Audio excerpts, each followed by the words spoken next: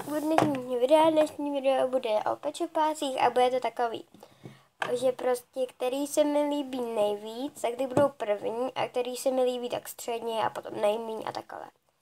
Tak můžeme začít. Teďka budou ty nejhezčí, který se mi nejvíc líbí. Takže tyhle se mi nejvíc líbí. A ještě možná i tenhle a tenhle, ale tím asi nejsem jistá, takže uvidíme.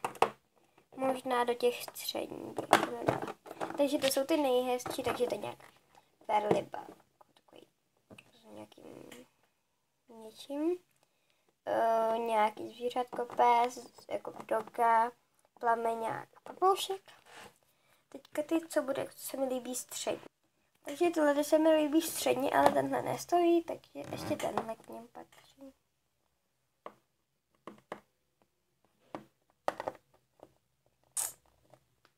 Takže to jsou, co se mi líbí středně a teďka budou ty, co se mi vůbec nelíbí a vyměňuju je.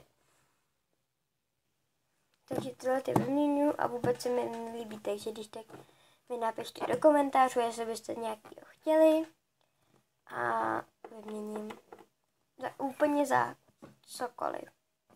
No, jako to, co se mi bude líbit, já taky.